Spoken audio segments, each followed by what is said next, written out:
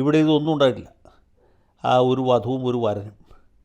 പിന്നെ നമ്മുടെ നാട്ടിലെ ചില സഖാക്കൾ, ഗോവിന്ദൻ സഖാവ്, റഹീം സഖാവ്, ശിവൻകുട്ടി സഖാവ്, പിന്നെ നമുക്ക് പേരറിയാൻ പാടില്ലാത്ത അനവധി സഖാക്കൾ, പിന്നെ ശ്രീനാരായണ ആ വിഭാഗത്തിൽപ്പെട്ട ചില കാർമ്മികന്മാർ, ഇവരെല്ലാം കൂടി ചേർന്ന് മാംഗല്യം തന്തുനാനേന എന്ന രീതിയിൽ കല്യാണം നടത്തി കൊടുത്തു. വധുവരന്മാർ അങ്ങോട്ടും ഇങ്ങോട്ടും ഹാരാർപ്പണം നടത്തി. താലി കിട്ടിയോന്നും അറിയില്ല. ഇങ്ങനൊരു വിവാഹം നിയമവശാൽ നിലനിൽക്കുന്നതല്ല. ഇസ്ലാം മതവിശ്വാസം അനുസരിച്ചാണെങ്കിൽ വരൻ മുസ്ലിമാണെങ്കിൽ അമുസ്ലിമായ പെൺകുട്ടിയെ ഇസ്ലാം മതത്തിലേക്ക് പരിവർത്തനം ചെയ്തതിന് ശേഷമേ വിവാഹം കഴിക്കാൻ പറ്റുള്ളൂ.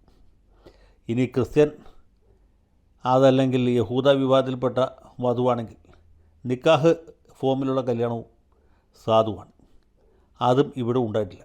ഒന്നാമത് പെൺകുട്ടി ഇസ്ലാം മതവിശ്വാസിയല്ല, രണ്ടാമത് ക്രിസ്ത്യനുമല്ല, യഹൂദയുമല്ല. അതിലുപരി ഈ നിക്കാഹ് രൂപത്തിലുമല്ല കല്യാണം നടന്നത്.